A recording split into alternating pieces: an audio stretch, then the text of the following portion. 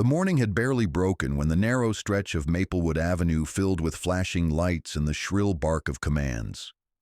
It wasn't a major highway, just an ordinary two-lane road cutting through the working-class heart of the town.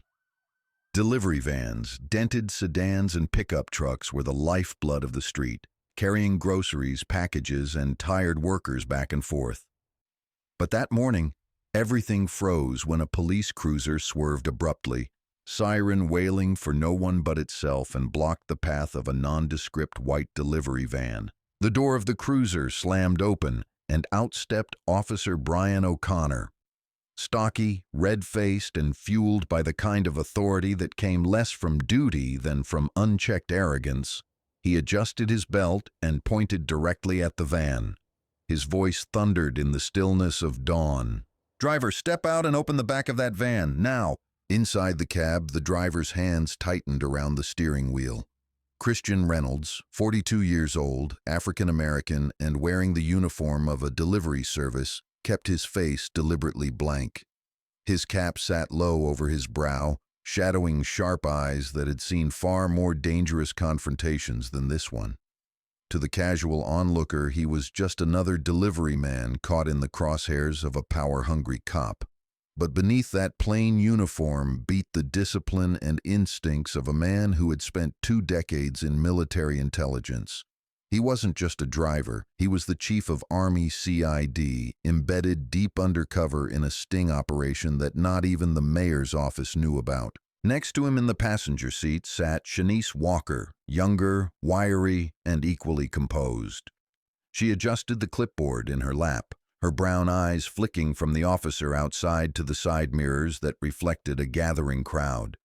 The early risers, neighbors on porches, a few workers waiting for the bus had paused to watch. Whispers carried on the cool air. Shanice leaned toward Christian, her voice barely above a whisper. "He's pushing this. You want me to—" "No," Christian interrupted softly, his gaze locked on O'Connor. "Follow my lead. Stay calm." O'Connor slapped the hood of the van, the metallic clang echoing like a challenge. "Out, both of you, and open it up. Don't make me ask again." Christian opened the driver's side door slowly, every movement deliberate. He stepped out, the morning light catching the faint silver at his temples. He didn't raise his voice, didn't match O'Connor's aggression. Instead, his tone was steady, unshaken. "Officer, is there a reason you're ordering us to open this van?" The question landed heavier than it should have. A murmur rippled through the onlookers. In small towns, people rarely questioned the badge. O'Connor's jaw tightened. "You fit the description of a vehicle tied to suspicious activity," he shot back. "Now, I said open it." Shanice climbed out from the passenger side, her hands visible, her posture calm but defiant. "Suspicious activity? We're delivering packages, same as every other van that comes down this street. You going to stop every one of them?" Her words drew a few nods from the small crowd. O'Connor's face flushed deeper. He wasn't used to being challenged. He stepped closer to Christian, close enough that the smell of stale coffee and chewing tobacco clung to the space between them. "Keys, back doors, now." Christian held his ground, his voice still even. "Unless you have a warrant, you can't order a search without probable cause." The sentence hung in the air like a spark in dry grass. It wasn't just defiance. It was knowledge.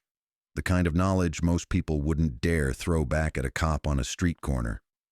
O'Connor blinked, caught off guard for a fraction of a second, then leaned in, his voice dropping to a growl meant for Christian alone. "Don't get smart with me. People like you should know better." The words weren't shouted, but they carried venom, enough for Shanice to stiffen, her eyes flashing. The crowd stirred uneasily, sensing the shift. A woman whispered, "He didn't just say that." While a man pulled out his phone, holding it low but recording, Christian's jaw tightened. For years, he had trained soldiers to read body language, to measure threats not by words alone, but by posture, by the tremor in a hand, the twitch of an eye. O'Connor was rattled, and rattled men made mistakes. Still, Christian kept his voice calm. "Officer, let me make this clear. We're making routine deliveries. You have no cause to open the back of this van." O'Connor's smirk was thin, brittle. "You think quoting the law's going to save you?" He turned to the crowd, raising his voice theatrically. "This man is refusing a lawful order. You all saw it." But his attempt to twist the narrative met silence, then scattered murmurs of doubt. More phones were raised, cameras catching every second. The power he had assumed was absolute was starting to waver under the gaze of public scrutiny. Shanice stepped forward slightly, her voice sharp but clear. "Unlawful order.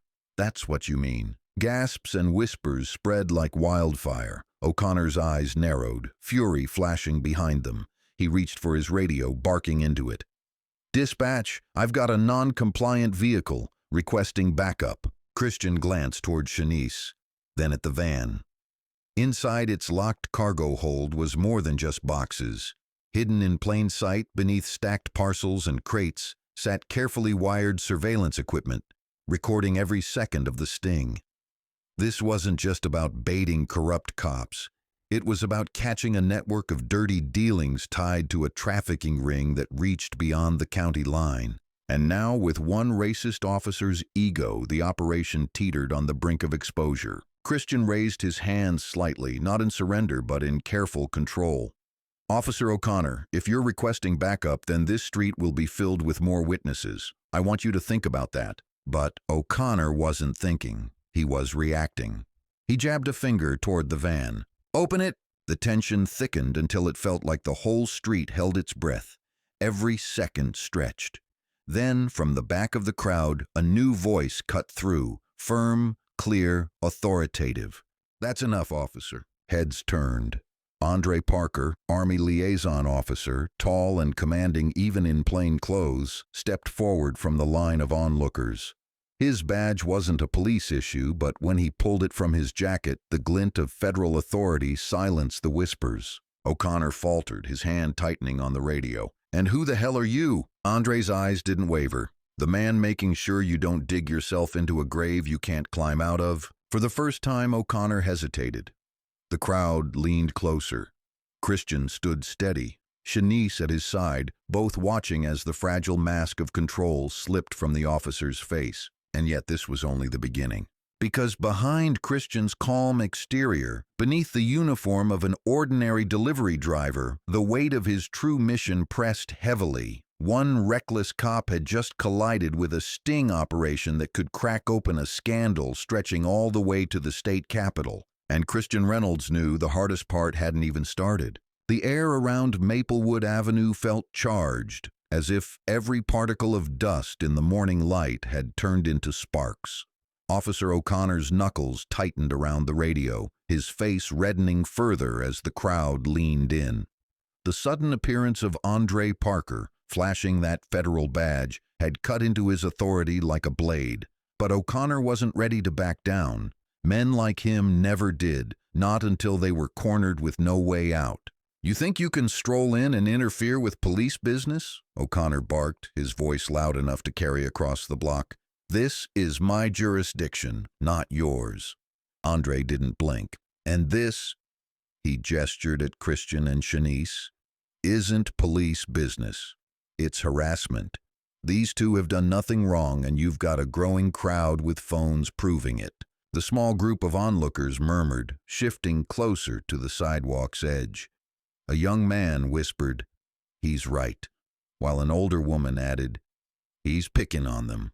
I seen it from the start." O'Connor shot them all a glare, but the tide of control had already started to turn.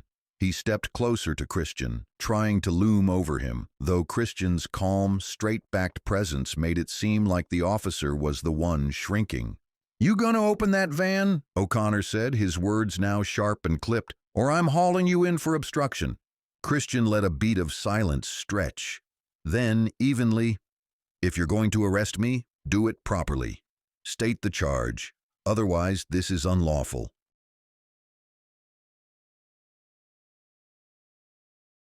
The quiet weight in his voice didn't sound like defiance. It sounded like certainty, the kind that comes only from years of command. O'Connor heard it too, though he couldn't name why it rattled him. For a split second, his eyes flicked toward the growing circle of phones aimed squarely at him. His arrogance fought with his instinct to retreat. Then he doubled down. "Fine," he snapped. "Turn around, hands behind your back." Gasps rippled through the crowd. Shanice stiffened, fury flaring across her face. "For what? Delivering packages?" "Quiet!" O'Connor barked at her, fumbling for his handcuffs. "You're next if you don't step back." Christian didn't resist. He allowed his wrists to be pulled behind him, the cold steel snapping shut with a finality that sent whispers shooting through the crowd. But even cuffed, his bearing didn't crumble. He lifted his chin, his gaze steady on O'Connor. "You're making a mistake," Christian said, low but clear. Something in his tone unsettled the officer. Mistake. Not threat, not plea. Just fact. Shanice moved closer, defiance burning in her voice. "He hasn't done anything wrong." O'Connor shoved Christian toward the cruiser. "Tell it to the judge." Andre Parker's jaw tightened as he started forward. But Christian caught his eye, the barest shake of his head signaling him to stand down. Andre hesitated, then exhaled through his nose, understanding. Not here. Not yet. The crowd erupted in protest as Christian was pushed into the back of the cruiser, Shanice corralled beside him. Phones captured every second, voices shouting about injustice, racism, abuse of power. But O'Connor drowned them out with his own booming bark. "Disperse, everyone go home." The doors slammed, sealing Christian and Shanice inside the cruiser's suffocating interior. Shanice turned toward him, her breath tight with outrage. "You let him cuff you? Christian, why?" He silenced her with a glance, his expression unreadable. "Trust me," he murmured, his voice barely above a whisper. "This is the way it has to start." Her brows furrowed, confusion warring with disbelief. But Christian leaned back against the seat, his eyes narrowing not in defeat but in calculation. For him, the cuffs weren't chains. They were an opening, a doorway into the deeper corruption he had come here to uncover. The ride to the station was a gauntlet of silence, punctuated only by the crackle of O'Connor's radio. He drove with one hand tight on the wheel, his jaw clenched, glancing into the rearview mirror every few seconds as though trying to puzzle out the calm in Christian's eyes.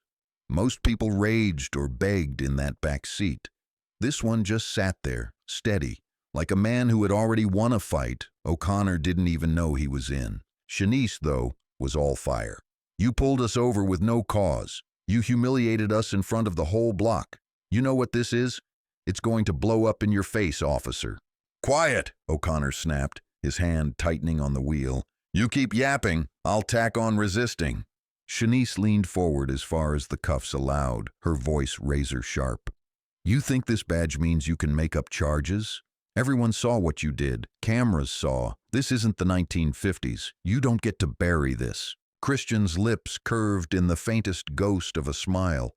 Shanice's fury had teeth, but he knew that fire alone wasn't enough. To expose corruption this deep, you needed strategy, precision, the kind the Army had drilled into him over decades. By the time the cruiser rolled up to the precinct, the weight of eyes and cameras still lingered in O'Connor's mind. He yanked open the back door, tugging Christian out with unnecessary force. Inside, both of you, the fluorescent-lit station smelled of stale coffee and disinfectant. Behind the desk sat a receptionist barely glancing up, used to the churn of arrests and paperwork. But when O'Connor shoved Christian forward, she did look up, and something in the man's calm, piercing stare made her hesitate. Booking was quick but tense. Names recorded, fingerprints taken, Christian silent through it all. Shanice's protests were met with rolled eyes and muttered comments from younger officers hanging around the desk. O'Connor, emboldened by the familiar walls of his domain, smirked as he signed the intake sheet. "Obstruction and refusal to comply," he declared, his pen scratching the page like a gavel, maybe resisting too. Shanice's voice cut sharp across the room. "Lies." Christian finally spoke, his words cutting through the chatter. "Make sure you write it carefully, Officer O'Connor. Every word. Because when this collapses, it's going to be your own report that buries you." The desk sergeant looked up, frowning at the exchange. He had seen hundreds of arrests, but something in this one was different. The man in front of him didn't look like a cornered suspect. He looked like a commander walking calmly into enemy territory. Hours later, Christian sat in the holding cell, cuffs removed but posture unchanged. Shanice paced beside him, her voice low but fierce. "You can't just sit here. They'll twist this. You know they will." Christian's gaze was fixed ahead, steady. "Let them." "Let them?" she snapped, her eyes blazing. "Christian, you're Army CID. You can end this with one phone call." His head turned sharply, eyes narrowing. "And compromise the mission? No. This goes further than one dirty cop with an ego. We need him to push. We need the system to show its cracks." Shanice stopped pacing, staring at him. Slowly, the realization dawned. "You wanted this." Christian's silence was answer enough. Before she could respond, the clanging of keys echoed down the corridor. The cell door opened, and a man in a suit stepped in. Broad-shouldered, sharp-eyed, carrying a leather briefcase that seemed more weapon than accessory. Charles Bennett, defense lawyer. But to Christian, he was more than counsel. He was the outside link ensuring that every move made here would feed directly into the larger investigation. He lowered his voice as the door closed. "You sure about this, Christian? O'Connor's reckless, but letting him drag you into court gives him the spotlight." Christian leaned forward, his elbows resting on his knees. "I don't want him in the spotlight. I want the whole department in the spotlight, and court's the stage where lies fall apart." Charles studied him, then nodded grimly. "Then we'll play it your way. But you know, once this begins, it won't stop at him." "That's the point," Christian said. His eyes burned with quiet intensity. "We're not here to swat at flies. We're here to smoke out the nest." Shanice exhaled slowly, realization and resolve hardening her stance. "Then let's make sure the world sees every second." By nightfall, the story was already rippling across town. Cell phone footage had hit social media, hashtags sprouting, commentators arguing. Some saw a routine stop, others a blatant act of racial profiling. But no one could ignore the way Christian Reynolds had carried himself in cuffs, calm, unbroken, commanding even without a uniform. And as Christian lay on the thin cot in his holding cell, his eyes fixed on the ceiling, he knew the sting had just shifted gears. The cop thought he had scored a victory, but in truth he had walked straight into a trap built not with guns or raids, but with patience, exposure, and the unstoppable weight of truth. Tomorrow, the courtroom would open its doors, and when it did, the delivery man's mask would hold, until the exact moment Christian Reynolds chose to shatter it. The courthouse loomed over the town like an old sentinel, its stone pillars casting long shadows across the square. On most mornings, the building was simply a backdrop, lawyers shuffling in, clerks with armfuls of files, a trickle of traffic that barely stirred the air. But this morning was different. The buzz of anticipation rolled like thunder across the steps. Reporters clustered near the entrance, cameras poised. Locals filled the sidewalks, their voices a rising tide of speculation. They all wanted to see the man in the delivery uniform, the one who had stood unbroken on Maplewood Avenue, cuffed but defiant. Inside, the courtroom brimmed with tension. Every bench was packed, the air thick with murmurs that seemed to vibrate against the wooden walls. The judge's bench loomed high above, framed by the seal of justice, while the jury box filled with men and women shifting in their seats, curious and cautious. At the prosecution table sat Officer Brian O'Connor, his blue uniform pressed so sharply it looked starched into armor. He wore the same smirk that had curled on the street, but it looked thinner now, more strained.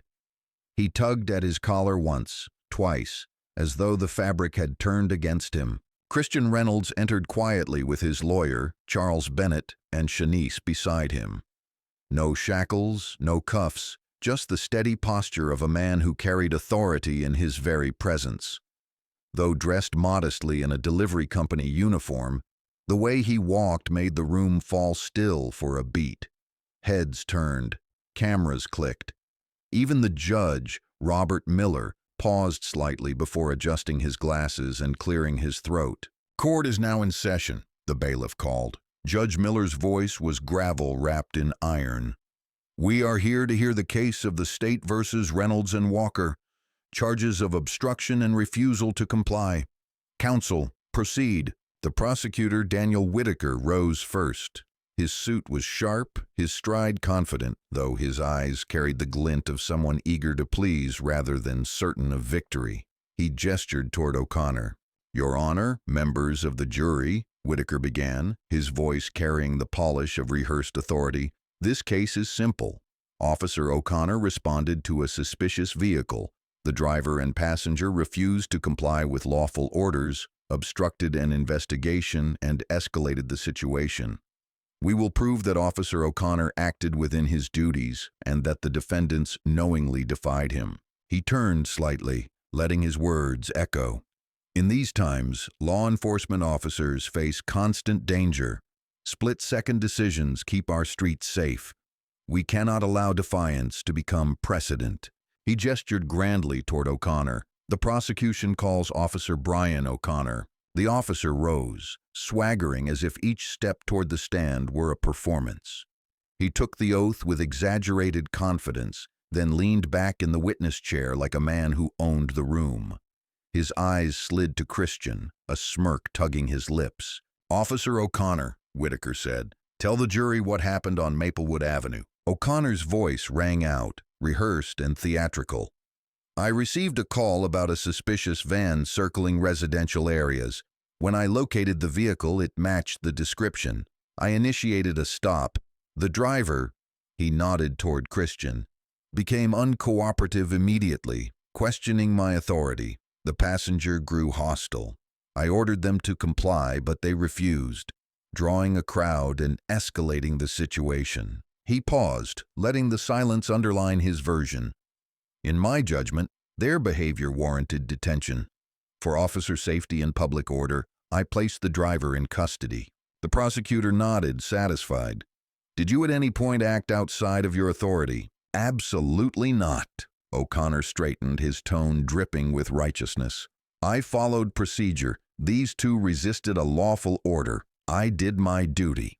Murmurs rippled through the benches. A few spectators nodded along, but more shifted uneasily. Something in his performance rang hollow. Whitaker clasped his hands. "No further questions." Judge Miller's gaze shifted. "Defense?" Charles Bennett rose slowly, adjusting his tie, his steps deliberate as he approached the stand. He let silence linger, his eyes fixed on O'Connor until the officer shifted slightly in his chair. Then, softly but firmly, "Officer, you testified that my client immediately became uncooperative. What exactly did he say?" O'Connor frowned. "He questioned why I wanted the van opened. He wouldn't comply." "So he asked a question?" Bennett pressed, tilting his head. "Yes," O'Connor snapped, "but in a manner meant to challenge authority."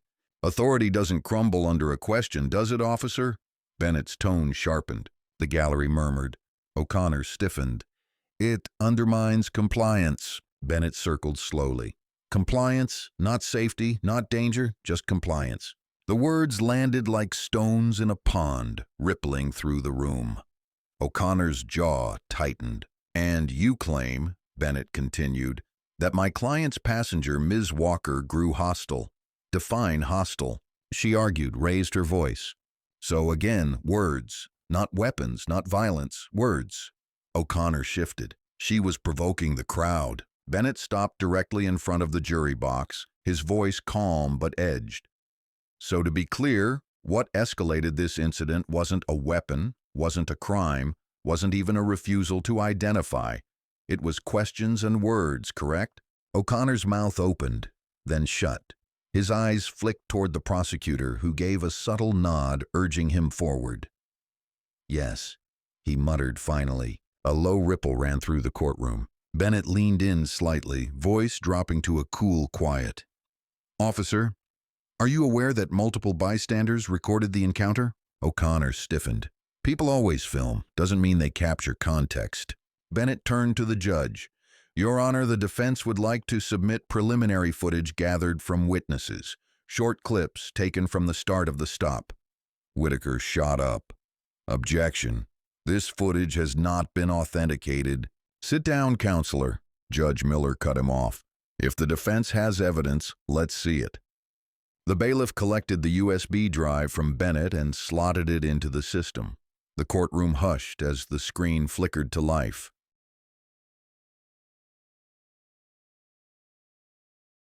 The grainy cell phone video filled the room with harsh clarity. O'Connor's voice thundered across the speakers. "Driver, step out and open the back of that van, now!" The camera shook as the person filming gasped. Christian's calm reply followed.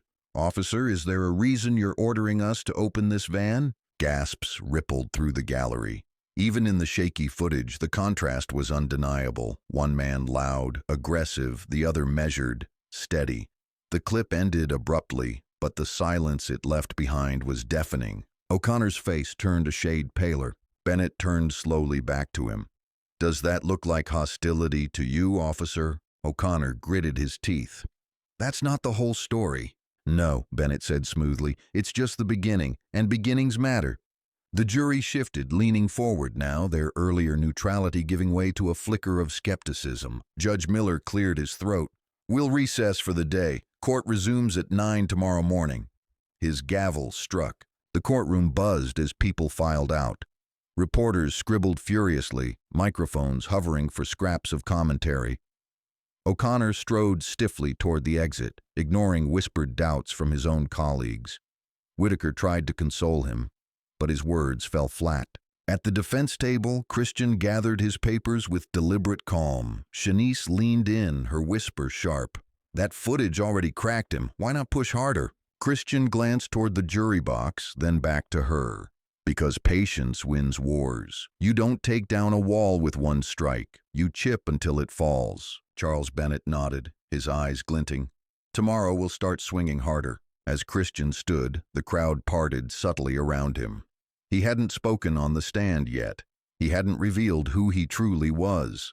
And still, his presence carried weight that lingered like a storm on the horizon. Outside, the sun dipped low, painting the courthouse in orange fire. Reporters shouted questions, cameras flashed, but Christian walked through them like a man already planning the next battle. Because this wasn't just about his arrest. It wasn't even about O'Connor alone. It was about a sting operation poised to crack open a nest of corruption, and court was only the first battlefield. The morning sun lit the courthouse in pale gold as the crowd gathered once again. If the first day had drawn curious spectators, the second drew a wave. Word had spread, the footage from Maplewood Avenue was circulating online, news outlets picking it apart frame by frame. Commentators debated whether the van stop was profiling, abuse of power, or simply a lawful order challenged. But one fact was inescapable. The calm, unbroken tone of Christian Reynolds standing against Officer O'Connor's barked commands had seared itself into the public's memory. Inside, the atmosphere was heavier, more charged. The benches groaned under the weight of packed bodies, jurors shifting with a sense that the case had grown larger than the charges on the docket. This wasn't just obstruction. It was something deeper, something symbolic. Judge Robert Miller entered, his gavel cracking against wood. "This court is back in session. Prosecution continue." Prosecutor Daniel Whitaker rose, his jaw set, his voice sharpened to counter the damage from yesterday. "Your Honor, the state will call additional witnesses to reinforce Officer O'Connor's testimony. We will show this was not harassment, but a lawful stop met with defiance." He called a fellow officer to the stand, a patrolman who had arrived at the scene minutes after the arrest. The young cop shifted uncomfortably in his chair, clearly uneasy under the weight of so many eyes. "Officer," Whitaker began, "what did you observe when you arrived?" The patrolman cleared his throat. "I saw Officer O'Connor with the driver in custody. There was a crowd forming, people recording. The passenger was shouting." Whitaker nodded. "So the crowd was disruptive?" "Yes, sir." "And the passenger?" "She was yelling about rights, sounded agitated." Whitaker seized on the words. "Agitated, provoking the crowd, thank you." Charles Bennett rose slowly, adjusting his glasses. His voice carried a deceptive softness. "Officer, when you arrived, did you see the initial stop?" "No, sir." "So you didn't see whether my client was calm or hostile?" No, sir. You didn't hear his tone? No. Then you cannot testify to his behavior, only what you saw after he was already in cuffs.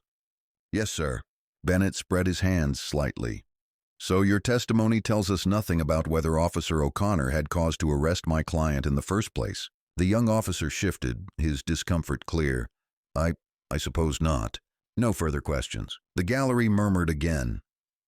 Whitaker's jaw tightened, but he pressed on, calling another witness, a shopkeeper who had been near the corner.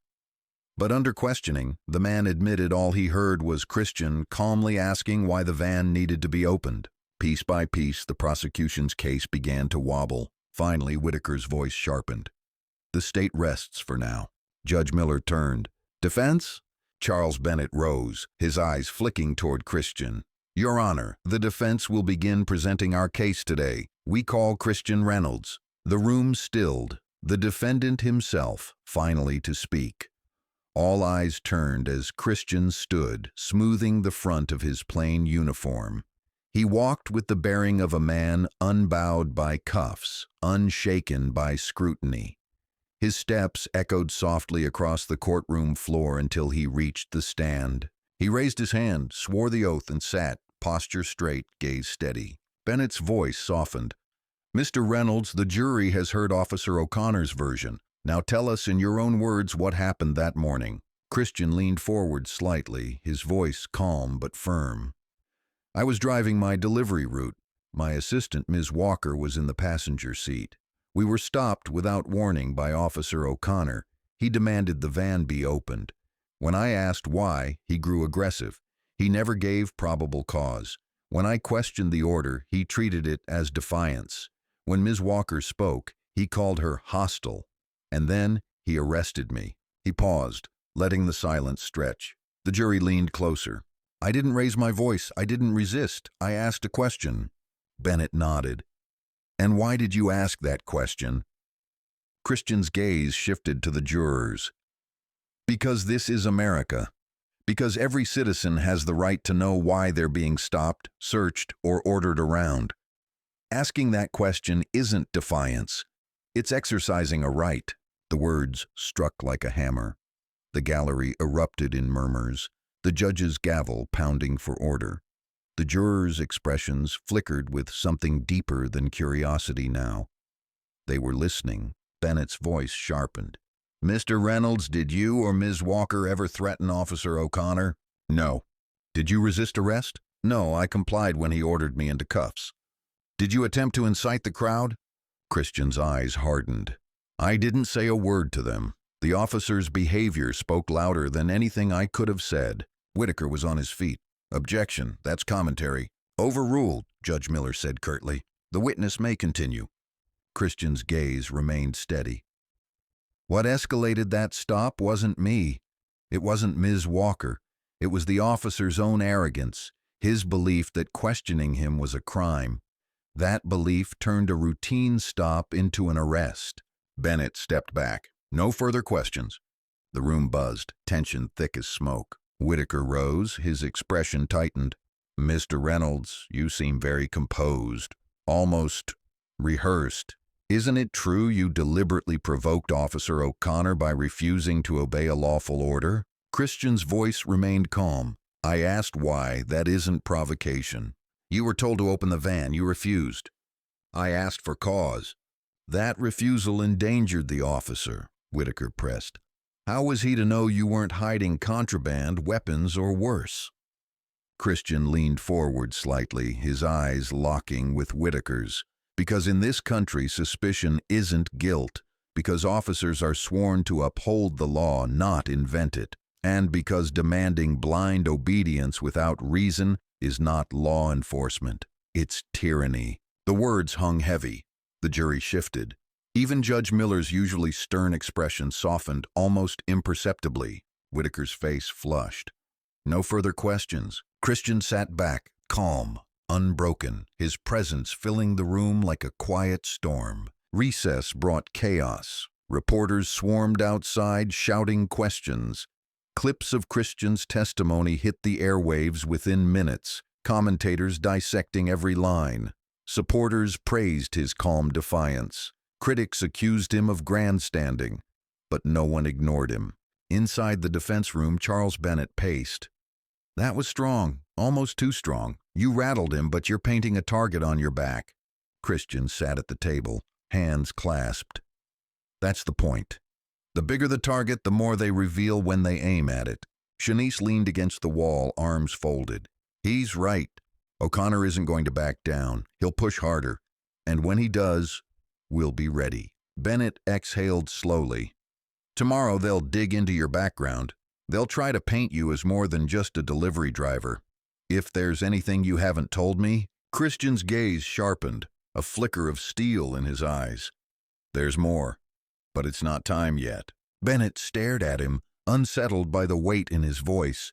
Shanice glanced between them, understanding flickering in her expression. Whatever Christian was holding back, it was more than just a defense strategy. It was a revelation waiting to drop like a hammer. The next morning, the courtroom brimmed with even greater tension. O'Connor returned to the stand, visibly agitated. His confident smirk had soured into a thin scowl. Whitaker tried to guide him gently. Officer, after hearing the defendant's testimony, do you stand by your account? Yes, O'Connor snapped. He refused my order. He undermined my authority. He drew a crowd. That's obstruction. Bennett rose for cross, his eyes narrowing. Undermined your authority? Or questioned your judgment? O'Connor bristled. Same thing. No, officer, Bennett said sharply, his voice slicing through the courtroom. They're not the same at all. Judgment can be questioned. Authority must be earned. And when you confuse the two, you turn the law into your personal weapon. The gallery gasped. O'Connor's face flushed crimson. Bennett pressed harder. Tell me, officer, did Mr. Reynolds threaten you physically? No. Did he resist when you placed him in cuffs? No. Then your entire case rests on this, that a calm question asked by a citizen is grounds for arrest. O'Connor stammered, his composure cracking. He was provoking your ego, perhaps, Bennett cut in, his voice cold, but not provoking violence. The silence that followed was crushing. Judge Miller leaned forward. We'll adjourn until tomorrow. His gavel fell like thunder. Outside, reporters clamored, microphones thrust forward. But Christian walked past them without a word, his eyes steady, his silence louder than speeches. He knew the wall was beginning to crumble, but the true blow hadn't landed yet. The sting was still unfolding, deeper than anyone in that courtroom could imagine. Because Christian Reynolds wasn't just defending himself. He was about to reveal why he had been in that van and who he truly was. And when that moment came, no badge, no smirk, no courtroom trick would save Officer Brian O'Connor. The courthouse steps were swarmed before dawn. News vans jostled for position, cameras mounted high on tripods, cables snaking across the pavement like veins. Commentators rehearsed sound bites, their voices carrying across the square. Overnight, Christian Reynolds had gone from anonymous delivery driver to lightning rod. Some called him a hero for standing his ground. Others insisted he was a provocateur undermining police authority. By the time court reconvened, the benches were so full that latecomers stood pressed against the back wall. The gallery buzzed with electricity, 100 conversations merging into a low hum that rattled the rafters. Judge Robert Miller entered, gavel striking. Order. We resume proceedings in the matter of the state versus Reynolds and Walker. Prosecution, your witness. Prosecutor Daniel Whitaker rose, his expression sharp, voice edged with urgency. The defense had gained momentum, and he knew it. Today he needed to claw it back. He gestured toward Christian, still calm at the defense table. Your Honor, the state requests to recall the defendant, Mr. Reynolds, for further questioning. Charles Bennett's eyes flicked to Christian. His client gave a faint nod as if to say, let them try. Christian rose once more, walking to the stand with the same measured stride. He sat, posture unwavering, gaze steady. Whitaker wasted no time. Mr. Reynolds, yesterday you testified you were driving a delivery route. You stated you are an employee of Allied Courier Services. Is that correct? Yes. And how long have you worked there? Christian's voice was even. Several months. Several months. Whitaker repeated, pacing before the jury. A curious career choice for a man of your age. Tell us, Mr. Reynolds, what did you do before?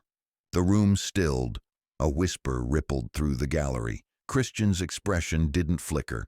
I worked in various capacities, security, investigations. Whitaker pressed. Investigations? Private? Government? Christian leaned forward slightly. Relevant to this case, counselor? Judge Miller's eyebrows lifted. Answer the question, Mr. Reynolds. Christian's eyes met the judge's, calm, controlled. Government. Gasps scattered through the gallery. Whitaker pounced. So you admit you're not just a delivery driver. You've concealed your background. Christian's tone was cool steel. I didn't conceal anything. I answered the questions I was asked. I'm not on trial for my resume. Whitaker's eyes narrowed. But your demeanor, your training, it's clear you're no ordinary citizen. Isn't it true you have extensive tactical training? That you know how to manipulate situations? Bennett rose. Objection, argumentative. Sustained, Judge Miller said curtly. Whitaker pivoted. Mr. Reynolds, is it true you served in the United States military? Christian's gaze didn't waver. Yes. A murmur rolled across the benches. Whitaker's voice grew sharper. In what capacity? Christian paused. Then softly, I served in law enforcement support roles overseas. The prosecutor leaned forward, his voice rising. So you're trained, disciplined. You know how to confront authority, how to provoke without appearing to resist. That explains your calm, doesn't it? You orchestrated this encounter. Christian's tone remained calm. No. What explains my calm is 20 years of service to this country. And what explains his aggression, he gestured toward O'Connor, is arrogance, not law. The courtroom erupted. The judge's gavel pounded. Whitaker's face burned. No further questions. During recess, the courthouse hallways buzzed with rumor. Reporters whispered about Reynolds' background, military, investigations. Who was this man really? Inside the defense chamber, Bennett slammed his briefcase shut. They're circling. They'll dig until they find every scrap of your record. Christian leaned back in his chair. Let them. Every page speaks louder than O'Connor's lies. Shanice sat forward, her fists clenched. They'll spin it. They'll say you baited him, that you used your training to set him up. Christian's eyes hardened. Then it's time the truth fights back. That afternoon, the defense called Shanice Walker to the stand. She walked with brisk confidence, her chin high, her expression a mixture of fire and defiance. The oath barely left the bailiff's lips before she sat, folding her hands tightly in front of her. Bennett began. Ms. Walker, you were in the van with Mr. Reynolds. Tell the court what you witnessed. Shanice's voice rang clear. We were stopped without cause. Officer O'Connor barked orders, demanded the van be opened. Mr. Reynolds asked why, that's it. He didn't shout, he didn't resist. He asked why, and for that he was cuffed. Bennett nodded. And you, what did you do? I spoke up. I said it was harassment, that's all. Were you hostile? Shanice's eyes flared. Hostile? I was angry. Anyone would be, watching a man get arrested for asking a question. But I didn't threaten him. I didn't incite the crowd. The crowd saw the truth without me saying a word. Whitaker rose for cross. Ms. Walker, isn't it true you raised your voice? Yes. And that you drew the crowd closer? They were already filming. I didn't draw them. The officer's behavior did. Whitaker pressed. But you admit your words inflamed the situation. Shanice leaned forward, her voice cutting. No, his words did. His hands on my colleague did. His abuse of power did. I only called it what it was. Her words rang across the courtroom like a bell. Jurors shifted. Murmurs rippled.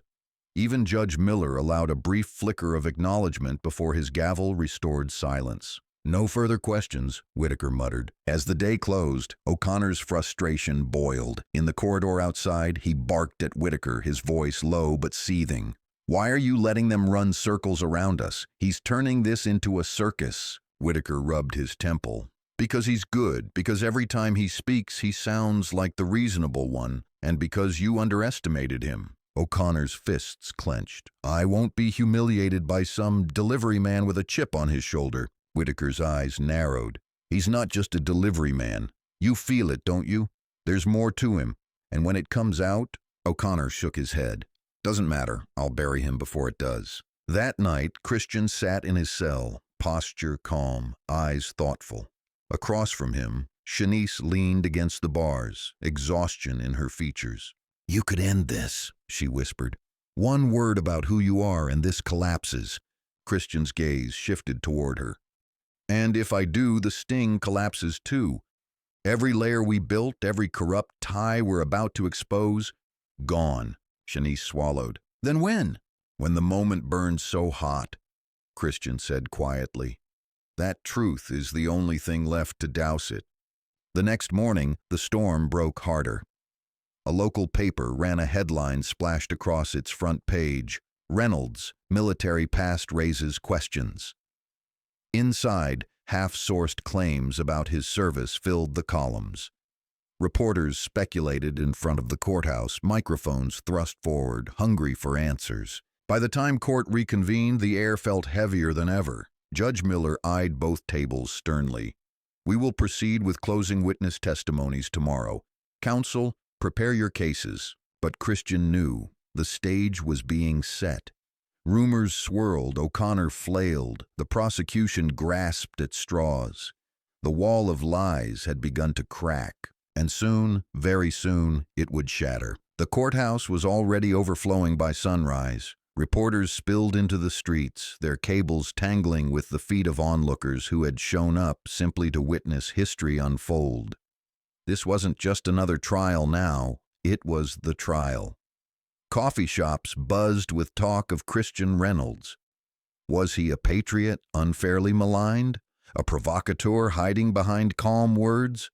Or someone far more than he appeared to be? Inside, the courtroom felt like a crucible. Every bench filled, every corridor lined, every breath caught in a tension that pressed down like a storm waiting to break. Judge Robert Miller entered, the gavel cracking like thunder. "We continue the matter of the state versus Reynolds and Walker. Prosecution proceed." Prosecutor Daniel Whitaker rose with a stack of papers in his hand. His expression was tight, his movements deliberate. "Your Honor, the state would like to introduce new evidence regarding the defendant's background." Charles Bennett shot to his feet. "Objection. Relevance?" Whitaker smirked faintly. "Goes to credibility, Your Honor. The defendant presented himself as an ordinary citizen, a delivery driver. In truth, he has a far more complex history." Judge Miller's gaze sharpened. "I'll allow it with caution. Proceed." Whitaker turned to the jury, his voice rising just enough to carry. "Ladies and gentlemen, you've been asked to see Mr. Reynolds as an everyman. But the truth is, he has spent decades in roles far from ordinary. Military intelligence, security operations overseas, investigations under government contracts." He held up a page, shaking it slightly for emphasis. "Decorated, commended, trained in tactics, in resistance, in control. Does that sound like a man surprised by a traffic stop? Or a man who knows how to orchestrate confrontation, to turn a routine stop into a spectacle?" Gasps rippled through the gallery. Reporters scribbled furiously. Whitaker pressed harder. "Mr. Reynolds, did you serve in the military?" Christian sat straight at the defense table, his voice calm. "Yes." "In what capacity?" Christian's jaw tightened slightly. "Investigative support." "Investigative support," Whitaker repeated with a scoff. "Tell us, did that include covert operations?" Bennett slammed his palm on the table. "Objection!" Judge Miller lifted his hand. "Sustained. Rephrase, counselor." Whitaker smirked. "Mr. Reynolds, is it true you were trained in counterintelligence techniques?" Christian's voice didn't waver. "I was trained to protect soldiers and civilians from threats. That's all you need to know." Whitaker turned to the jury, his tone sharpened. "So when Officer O'Connor says he felt provoked, when he says the defendant's calm was unsettling, perhaps that's because this wasn't a simple delivery man. This was a man trained to control situations. A man who knew exactly how to make a lawful officer look like the aggressor." The gallery buzzed, tension rippling like fire. Christian's eyes narrowed. He spoke, his voice cutting across the room. What unsettled him wasn't training. It was the truth. And men who live by lies always fear the truth. The courtroom erupted. Judge Miller's gavel thundered. Order! I will have order! During recess, the courthouse hallways swirled with reporters shouting questions, microphones shoved forward, cameras flashing, anchors narrating breathlessly into earpieces. In the defense room, Bennett paced like a caged animal. They're trying to flip your service against you. Turn strength into suspicion. Christian sat at the table, hands clasped. Let them. Service isn't a liability. It's a record, and records speak louder than a cop's lies. Shanice leaned forward, her eyes blazing. But they're twisting it, making it look like you engineered all this. Like you're some kind of manipulator. Christian's gaze hardened. Then tomorrow we stop letting them define the story. Back in session, the defense struck back. Bennett called character witnesses, a retired sergeant who spoke of Christian's leadership overseas, a neighbor who described his quiet integrity. Each painted him not as a provocateur, but as a protector. Finally, Bennett called Shanice again, this time to reinforce her role. "Ms. Walker," he began, "did Mr. Reynolds instruct you to provoke Officer O'Connor?" Shanice's voice was sharp, defiant. "No, he told me to stay calm. He told me to let him handle it." "Did he resist arrest?" "No, he put his hands behind his back the moment O'Connor ordered it." Bennett's voice rang. "So who escalated?" "O'Connor," Shanice shot back. "Every second, every word, every gesture. He wanted control, and when he didn't get blind obedience, he turned it into an arrest." The gallery buzzed, jurors shifting uncomfortably. Whitaker rose for cross, his tone dripping skepticism. "Ms. Walker, you're close to Mr. Reynolds, aren't you?" "Yes." "You trust him?" "Yes." "Then isn't it possible your testimony is biased?" Shanice's eyes narrowed. "Biased?" "I watched it happen. I watched him cuff a man for asking a question. That's not bias, that's truth." Her words cracked through the courtroom like a whip. Whitaker faltered, shuffled his papers, and sat down without another word. The real storm came when O'Connor was recalled. He strode back to the stand, shoulders squared, jaw tight. But the smirk that had once clung to his face was gone. His eyes darted toward the jury, toward Christian, toward the cameras recording every move. Whitaker's voice was firm. "Officer, do you stand by your claim that the defendant's behavior was threatening?" "Yes," O'Connor snapped. His calm was hostile. It was calculated. Bennett rose slowly, almost lazily, as if giving O'Connor rope. "Calculated calm. That's your testimony?" "Yes." "Tell me, officer, do you have training in behavioral analysis?" "No." "Psychology?" "No." "Interrogation techniques?" "No." "Then what qualifies you to call calmness a threat?" The jury chuckled faintly. O'Connor's face reddened. "I know when someone's provoking me." Bennett leaned forward, voice dropping cold. "Or when someone's exposing you." The words hit like a hammer. The gallery gasped. O'Connor's face contorted with anger. "He's dangerous!" O'Connor burst out, his voice cracking. "He's not who he says he is. He's hiding something. I can feel it." The courtroom exploded. The judge's gavel pounded like gunfire. "Order! Order in this court!" But the damage was done. O'Connor had shouted what the prosecution had only implied, that Christian Reynolds was far more than a delivery driver. And in that moment, the gallery's eyes shifted not with suspicion, but with curiosity. Who was this man really? Christian sat calm, composed, watching O'Connor unravel. His silence spoke louder than the officer's fury. That night, the footage replayed across every channel. Clips of O'Connor shouting, of Christian's steady defiance, of Shanice's sharp testimony. Analysts leaned over desks, arguing on live broadcasts. In the quiet of his holding cell, Christian sat with folded hands, eyes closed. Shanice whispered from the adjoining bench, "He's coming apart. You saw it. Everyone saw it." Christian's voice was low, deliberate. "The wall is crumbling, but when it falls, the truth has to be ready to step through. That's when we show them who I really am." Shanice nodded slowly, her fire tempered by awe. "Then tomorrow?" Christian opened his eyes, steel glinting within them. "Tomorrow we light the fuse." The third morning of testimony carried a different air. It wasn't just tension now, it was expectation.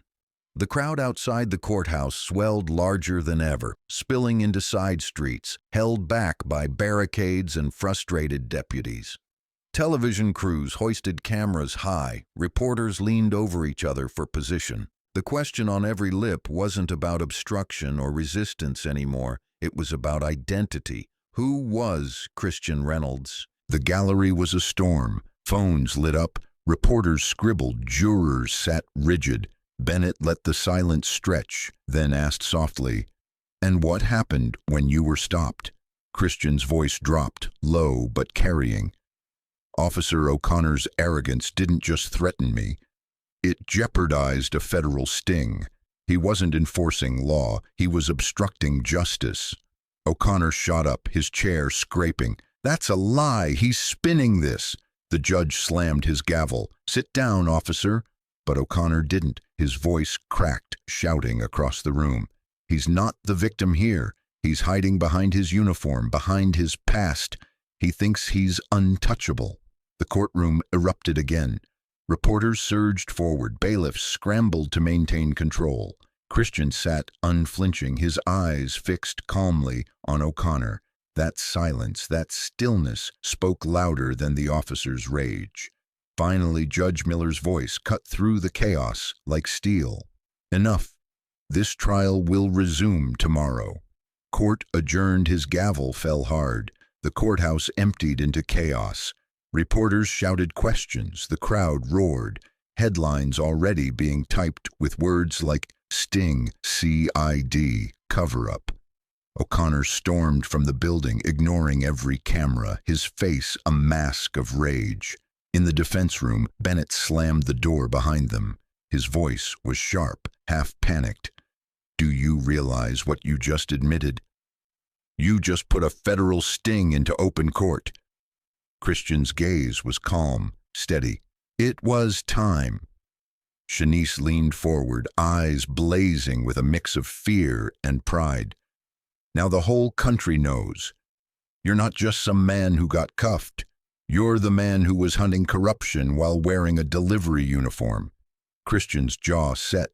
"And tomorrow, when the evidence comes in, the mask O'Connor wears will rip apart with it."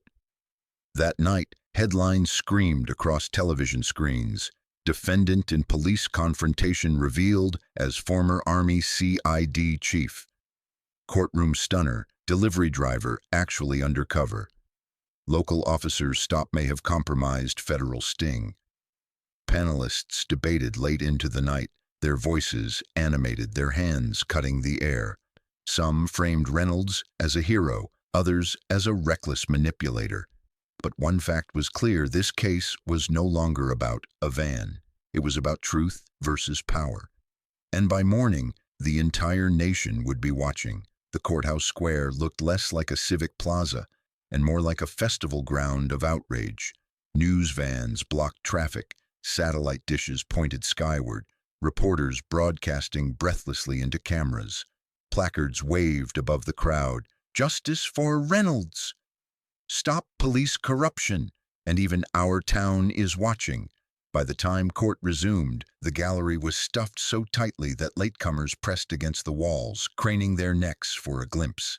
The nation wasn't just watching through screens anymore.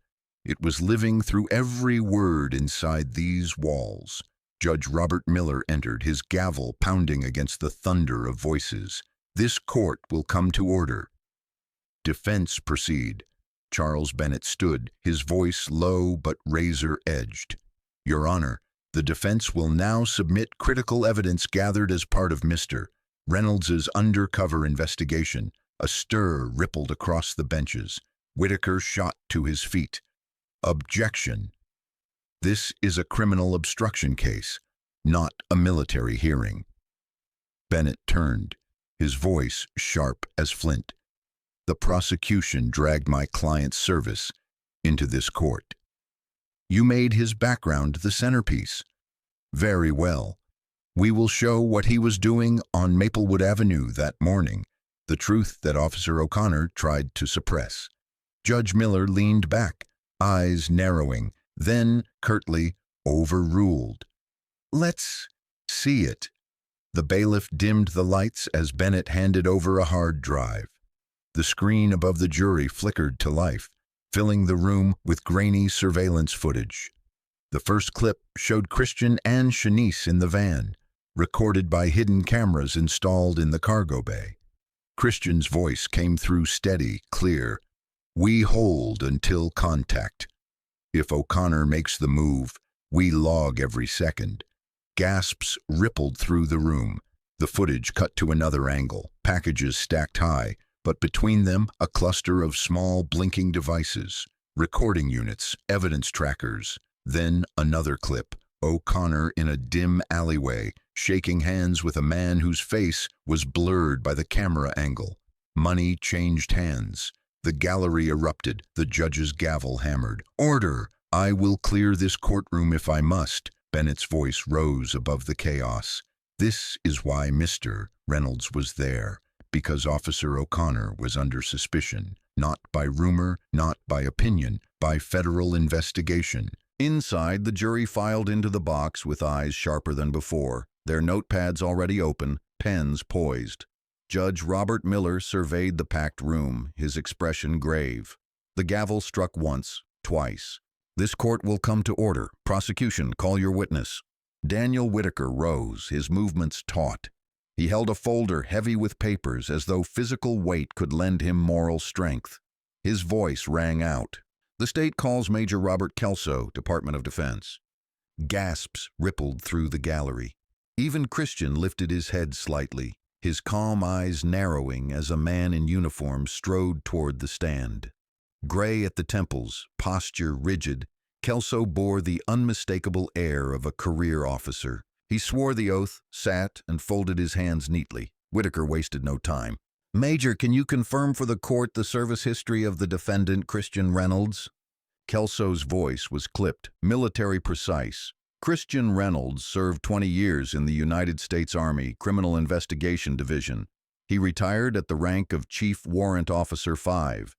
During his tenure, he oversaw numerous undercover operations and was instrumental in dismantling organized crime networks tied to military contracts. The courtroom erupted, the jury's pens froze, the gallery buzzed like a hive. Whitaker let it hang before pressing forward. "So, Major, this man is not simply a delivery driver." "No," Kelso said flatly. "He is a decorated veteran and former chief investigator." Whitaker turned to the jury, voice rising. "Ladies and gentlemen, this changes everything. Mr. Reynolds is a man trained in deception, in undercover tactics. He has spent decades hiding in plain sight. Ask yourselves, is it possible he orchestrated this very encounter as part of some private mission? Is this courtroom nothing more than his stage?" Bennett was on his feet, voice sharp. "Objection speculative." "Sustained," Judge Miller snapped. "Counsel, watch your line." Whitaker adjusted his tie, feigning contrition. No further questions. Bennett stepped forward, his voice calmer, almost conversational. "Major Kelso, you testified to Mr. Reynolds' service. Would you describe him as disciplined?" "Yes." "As honorable?" "Yes." "As a man who protected this nation's integrity for 2 decades?" "Yes." "And in all your years of service, did you ever know him to abuse his authority?" Kelso's gaze slid toward Christian. For the first time, his composure softened. "No." Reynolds pursued justice relentlessly, sometimes to his own detriment, but never for personal gain. The jury scribbled furiously. Bennett's tone sharpened. "So the prosecution would have you believe this man, who fought corruption abroad and within, who served honorably for 20 years, suddenly decided to bait a police officer on a quiet street corner. Does that align with the man you know?" "No," Kelso said firmly. "It does not." The gallery erupted in applause before the judge's gavel thundered. "Order! I will have order!" At the prosecution table, O'Connor fumed, his fists clenched tight on the armrest. His face was pale, his composure fraying further with each word that painted Reynolds as more than just a calm driver. His eyes darted from juror to juror, as though searching for anyone still on his side. Whitaker whispered urgently, but O'Connor barely heard him. His thoughts boiled, his pulse hammering. He had cuffed a decorated Army investigator. He had dragged him into court. And now, before the entire town, maybe the entire nation, he looked like the liar. After recess, the defense seized its momentum. Bennett called Christian himself back to the stand. The room fell silent as he walked with measured calm, the whispers swirling like leaves in a storm. "Mr. Reynolds," Bennett began, his voice steady, "you have now admitted you served as Chief of Army CID. Why were you working as a delivery driver on Maplewood Avenue?" Christian folded his hands, his eyes locking with the jury. "Because I was undercover." The words landed like an explosion, gasps, shouts, even a muffled curse from the gallery. Judge Miller's gavel cracked repeatedly, but the noise took long seconds to die down. Christian continued, his tone calm, deliberate. "I wasn't delivering packages. I was conducting an ongoing operation, one tied to criminal networks we suspected had links in this very county." Whitaker shot up. "Objection. This is grandstanding." "Overruled," Judge Miller barked. "The witness will continue." Christian's gaze never wavered. "We suspected corruption bleeding into local law enforcement. My team and I were tracking channels of contraband moving under the cover of legitimate business. That van held surveillance equipment, evidence gathering. We were close to exposing something larger than anyone in this courtroom realizes." Whitaker scrambled to his feet, face pale. "This is manufactured. Grainy footage proves nothing." Bennett's eyes blazed. "Then let's listen to the audio." The room hushed as the speakers crackled. O'Connor's voice filled the chamber, lower than his courtroom bluster, but unmistakable. "Nobody needs to know where it came from. Just keep the cash flowing." The gallery gasped. Reporters exploded into scribbles. The jury leaned forward as though pulled by a string. Bennett turned, voice cutting. "Ladies and gentlemen, this is the man who cuffed my client for asking a question. The man who claimed calmness was hostility. And here he is, trading words and money in alleys while wearing your community's badge." O'Connor leapt from his seat, his face scarlet, his voice cracking. "That's doctored. Lies. He's setting me up." Christian stood slowly, the calm in his posture silencing even the murmurs. His voice was quiet, steady, but it cut sharper than O'Connor's rage. "No, officer. The setup was yours. The truth is mine." The room froze. During recess, reporters swarmed the steps. Headlines erupted online within minutes. "Explosive footage links officer to corruption. CID operation unveils local rot." A courtroom bombshell, Reynolds' evidence rocks trial. Inside the defense chamber, Bennett paced. "We've got him." That footage buried his credibility. But he's dangerous when cornered. He won't go quietly. Shanice sat forward, eyes blazing. "Let him thrash. The more he fights, the more people see what he really is." Christian stood near the window, watching the sea of people outside. His voice was low. "This isn't about him anymore. It's about the system that let him thrive. O'Connor is the crack in the wall.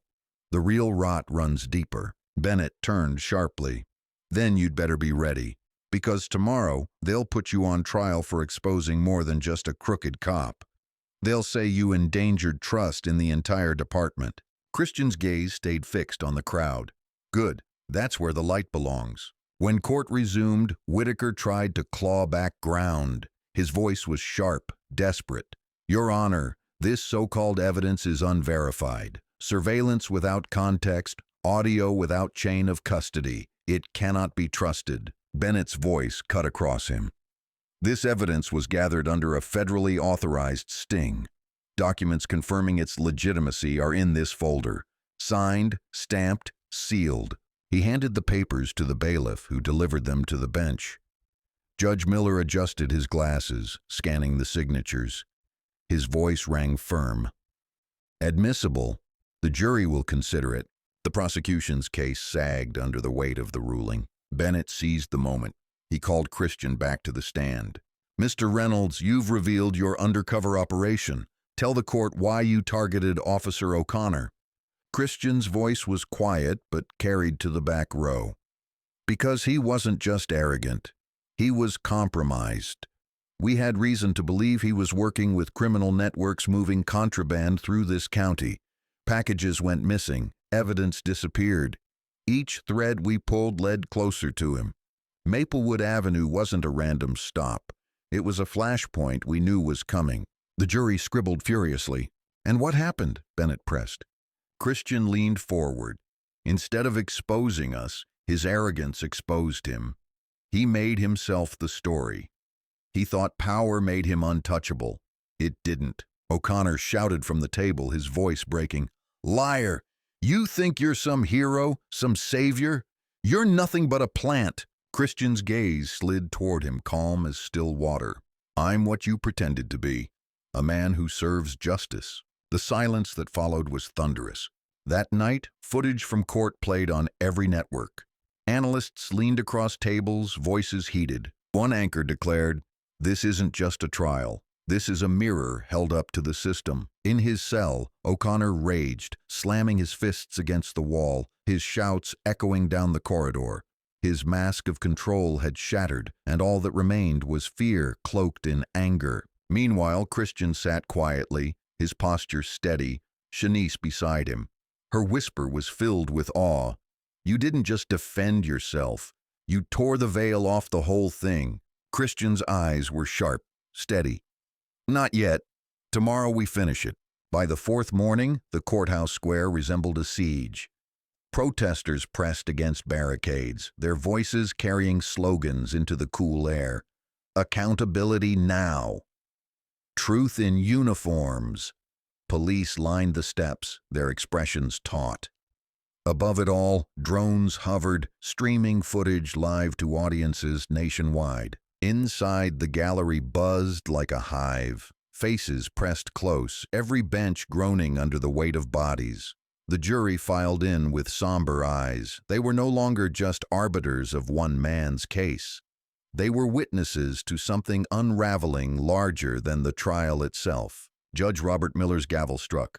"Court will come to order." Charles Bennett rose, voice crisp.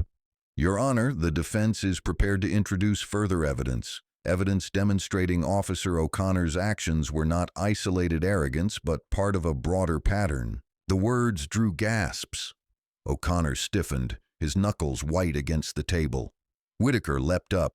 "Objection! Relevance!" "Overruled," Judge Miller said flatly. "Proceed." The screen flickered to life again. Grainy footage appeared this time, not O'Connor in an alley, but a warehouse at night. The image showed shadowy figures unloading crates into the back of a truck.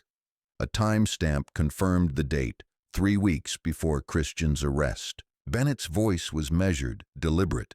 "Captured by surveillance linked to the same operation. Note the license plate." The camera zoomed. A white sedan idled near the warehouse. The number matched O'Connor's registered vehicle. The gallery erupted. Bennett pressed forward. And now, the audio. Static filled the room, then voices emerged. O'Connor's bark was unmistakable. "Keep it moving. Nobody's watching this stretch. You've got my word." Another voice answered, lower, gruffer. "Long as the cut's clean, officer, we got no worries." The jury leaned forward, pens scratching furiously. Bennett's voice cut sharp. This was not a rogue traffic stop. This was a man entangled in smuggling operations, using his badge as a shield. O'Connor shot to his feet. "That's a lie. That's fabricated garbage." Christian stood slowly, his calm presence silencing even the murmurs. His voice carried across the chamber, quiet but unyielding. "No, Brian, that's your voice, and those are your deals. You thought no one was watching, but we were. Every step, every word, every dollar." The room fell still. Whitaker scrambled, his face pale. "Your Honor, the defense is poisoning this court with unverified footage. We demand authentication." Bennett's hand slammed onto the table. "Authentication is here." He held up a sealed envelope. Documents signed by federal supervisors authorizing the operation, including chain of custody logs, stamped and time-marked. The bailiff delivered them to Judge Miller. The judge adjusted his glasses, scanned the pages, and looked up. "Admissible. Jury will consider." The gallery erupted into a roar. Recess was chaos. Outside, reporters nearly toppled barricades as microphones thrust toward anyone leaving the courthouse. Protesters shouted louder, the crowd swelling with every headline. In the defense chamber, Shanice leaned over the table, her eyes blazing. "We've got him cornered. He's finished." Bennett wasn't smiling. His tone was sharp. "Cornered men are dangerous. He'll thrash. And if this network is as deep as you say, Christian, Others will thrash too. Christian stood at the window, hands clasped behind his back, his gaze steady on the sea of people below. That's why we keep the focus. We don't just prove his guilt. We show the system that shielded him. Shanice frowned. You mean higher-ups? Christian nodded slowly.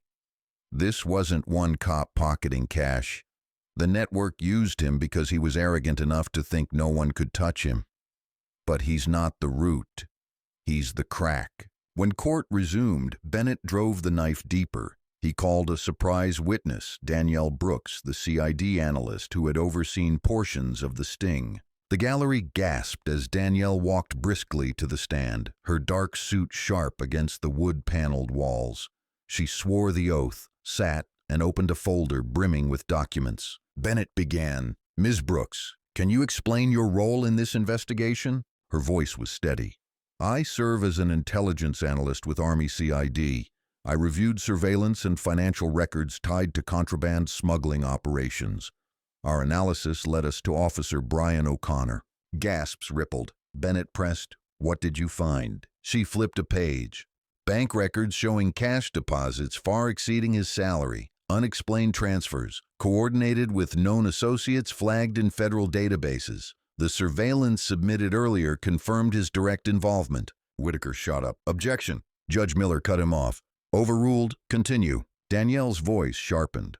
Officer O'Connor wasn't acting alone. Communications logs tie his activity to other local figures, some in law enforcement, others in municipal positions. He was a node in a larger web. The room shook with murmurs. Reporters scribbled madly. Christian's calm gaze stayed fixed on O'Connor. The officer's face was chalk white now, his chest heaving, his hands trembling against the table. Bennett delivered the final strike. So, Miss Brooks, when my client was ordered to open his van that morning, what was really at stake? Danielle's eyes swept the jury. The integrity of an undercover sting designed to dismantle corruption tied to this very department. The silence that followed was suffocating. O'Connor snapped. He shot from his seat, finger jabbing toward Christian, his voice breaking into a hoarse shout. He's lying! He set me up. He's not here for justice. He's here to ruin me, to ruin this town. Judge Miller's gavel slammed.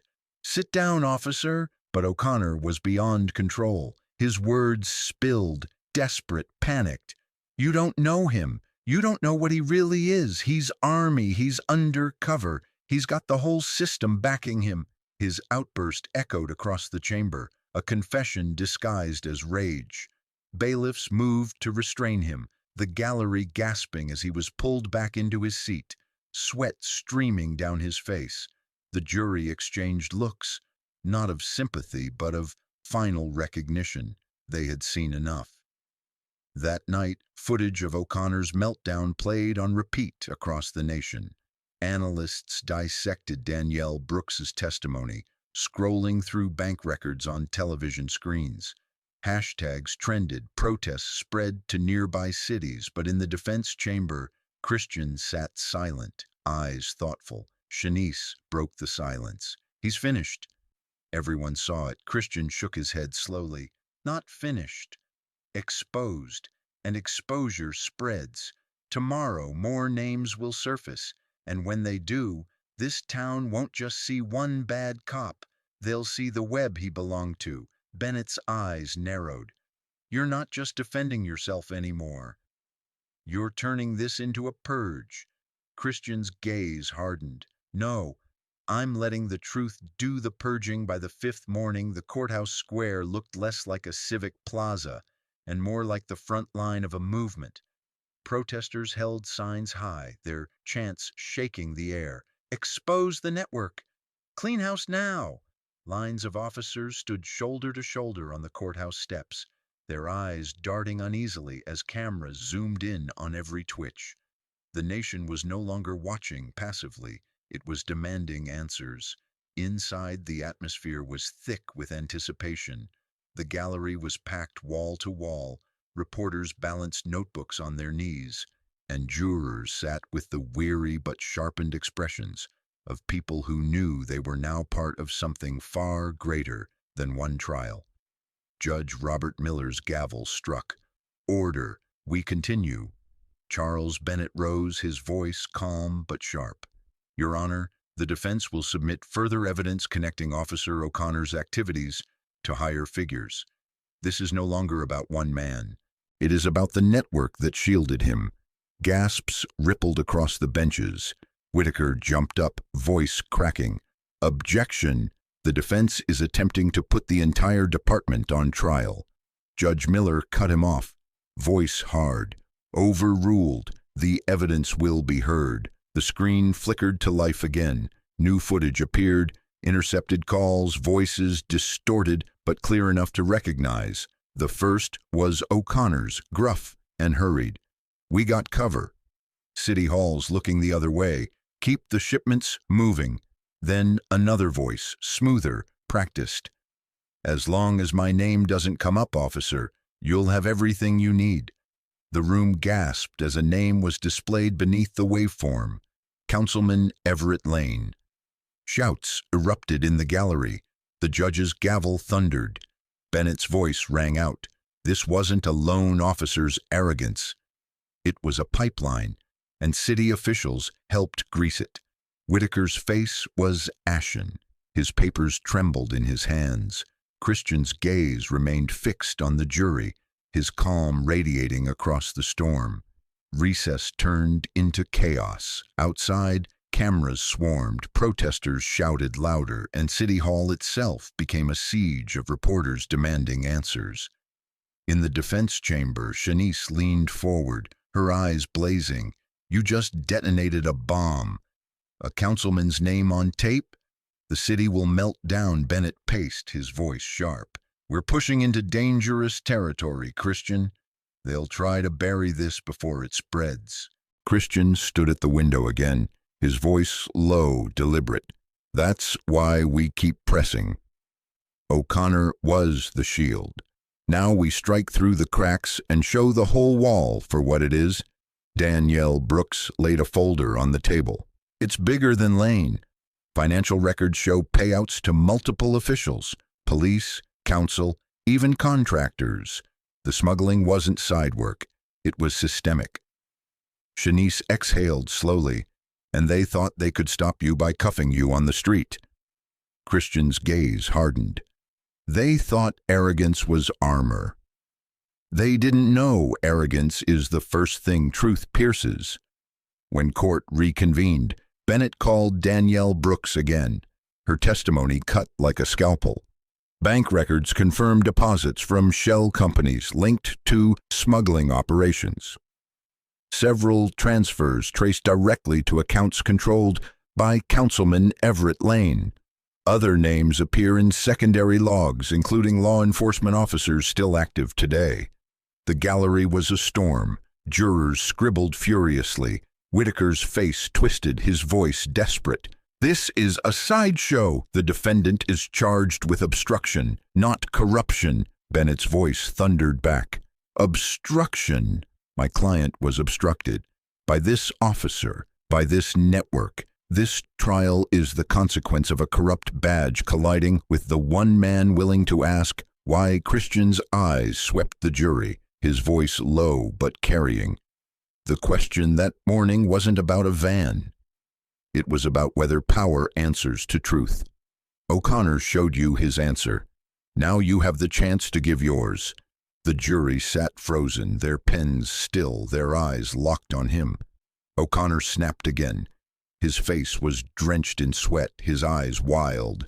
He slammed his hands on the table, shouting, "They're framing me. Reynolds is no hero, he's a snake. He's spinning lies to drag us all down. The judge's gavel cracked. Officer O'Connor, one more outburst and you will be removed. But O'Connor's fury spilled unchecked. You don't understand. If I go down, others go too. You think Lane's the only one? You think Reynolds doesn't have dirt on all of us? Gasps shook the gallery. Jurors' eyes widened. Bennett stood frozen, his strategy handed to him in O'Connor's own panic. Christian remained still, calm, his silence louder than rage. Finally, the judge thundered, "Remove him! Bailiffs surged forward, dragging O'Connor from the courtroom as his shouts echoed. "He's not who you think he is. He's worse. He'll burn this whole city down." The door slammed. Silence flooded in after the storm. That night, news broadcasts replayed O'Connor's meltdown in an endless loop. His words, "If I go down, others go too," crawled across every ticker. Panelists debated furiously. Anchors demanded resignations. At City Hall, reporters besieged Councilman Lane's office until he slipped out a back door, flanked by aides. Other names whispered in Danielle's files began circulating online. The network was unraveling, thread by thread, but in his cell, Christian sat with folded hands, eyes steady. Shanice whispered, awe and fear mixed in her tone. "You lit the match. The fire's spreading. They'll come for you harder now." Christian's reply was quiet, unshaken. "Good. It means the truth is reaching where it needs to."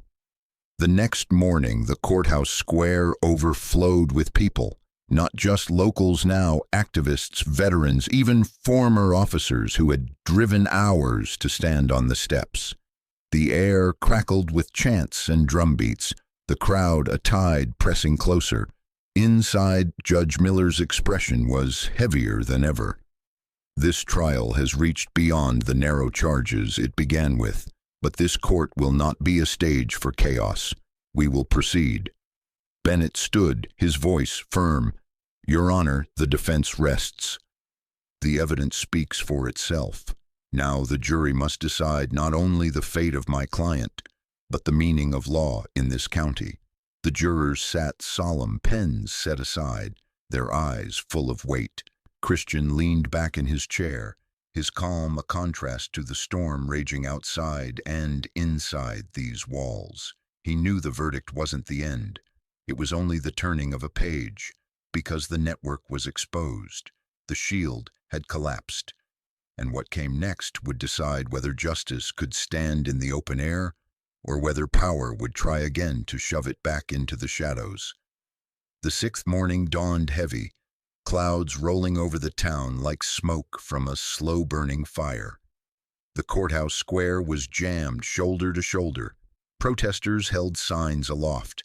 Veterans stood at attention in uniform jackets, and national news anchors spoke with the clipped urgency of people who knew history was being written in real time. Inside, the courtroom carried the weight of finality.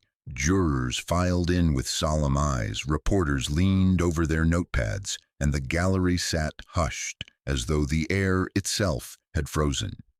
Judge Robert Miller entered, his gavel cracking. "This court will come to order." "Jury, have you reached a verdict?" The foreman stood, paper trembling in his hand. His voice carried steady despite the tremor. "We have, Your Honor. On the charge of obstruction of justice against Christian Reynolds, how do you find?" The words seemed to echo forever before landing. "Not guilty." Gasps rippled through the room. "On the charge of refusal to comply against Christian Reynolds, how do you find?" "Not guilty." The gallery erupted. Applause, shouts, tears. Veterans saluted, protesters cheered. Cameras flashed like lightning. Shanice clasped her hands over her mouth, eyes wet with relief. Charles Bennett exhaled hard, the tension of weeks sliding off his shoulders.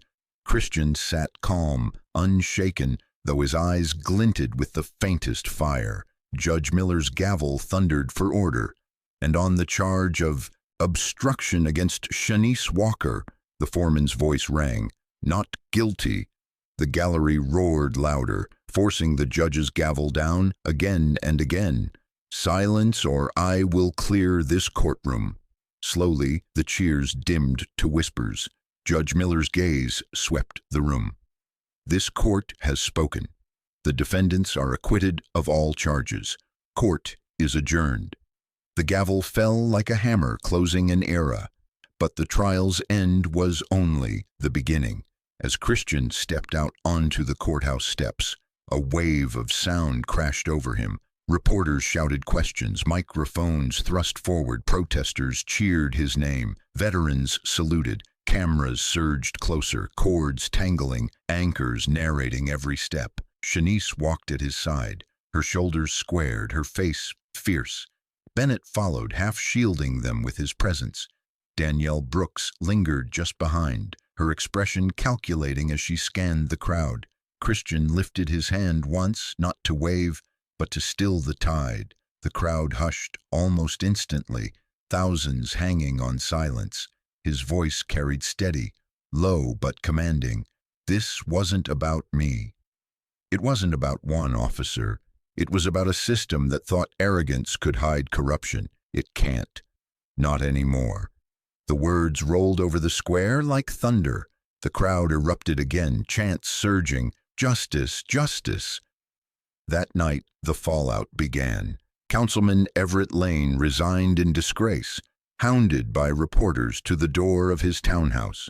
Other names surfaced from Danielle's files, contractors, deputies, even clerks, all tied to the smuggling ring that had used the badge as cover.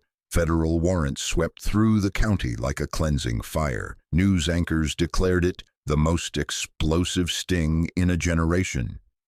Editorials praised Reynolds for exposing rot where it hid deepest. Critics muttered about reckless exposure, about undercover work revealed too soon, but none could deny what had unfolded in open court, a truth so bright it burned through every shadow. O'Connor sat alone in a holding cell, his badge stripped, his eyes hollow. He raged no more. His empire of arrogance had crumbled into silence. Weeks later, the courthouse steps stood quieter, the crowd gone, the barricades removed. The town breathed again, though its streets still hummed with aftershocks. Shops carried headlines in their windows. Verdict restores faith. Network shattered. Inside a modest cafe off Main Street, Christian sat with Shanice and Bennett. The table was quiet, coffee steaming, their words softer now. Bennett leaned back, eyes weary but satisfied. "You didn't just win a case. You cracked a wall. They'll be repairing it for years." Shanice smiled faintly, though her eyes still carried fire. "Repairing's not enough. People will demand rebuilding." Christian sipped his coffee, his gaze steady on the window. Outside, children played, their laughter bright, oblivious to the storm. That had passed. His voice was low, reflective. Justice isn't one verdict. It's the work that follows. This was one step. Danielle Brooks entered then, folder tucked under her arm. She slid into the booth, her eyes sharp. "Headquarters wanted me to thank you. But they also wanted me to remind you, exposing the network came at a cost. Every sting risks burning wider. You lit a fire." Christian met her gaze calmly. "Sometimes fire's the only way rot is cleared." She studied him, then nodded. "You may have ended O'Connor's chapter, but you started something larger. People will expect more." Christian's jaw tightened. "Then we give them more." Later that night, alone, Christian stood on a quiet street corner, the same kind of corner where it had all begun. The air was cool, the street lamps flickering. He looked at the pavement, remembering O'Connor's barked order, the cuffs closing, the crowd's murmurs. One question had started it. Why? He whispered it to himself now, his voice barely audible. Why? And he knew the answer. Because truth had no rank, no badge, no uniform. It only needed someone willing to hold steady until the lie collapsed under its own weight. Christian Reynolds had been that man. Shanice had been that witness. Bennett had been that voice. Danielle had been that scalpel. Together they hadn't just won a trial. They had torn the mask off corruption and let a nation see the face beneath. Months later, headlines had faded, but the changes lingered. New officials took office. Oversight boards formed. Citizens demanded transparency in ways they never had before. And in a quiet office at Army CID headquarters, Christian's name sat on a plaque, His record expanded with one more line. Not a battlefield, not an overseas mission, but a courthouse, a town square, a delivery van. A sting that had exposed more than contraband. A sting that had reminded a nation what justice looked like when it refused to bow.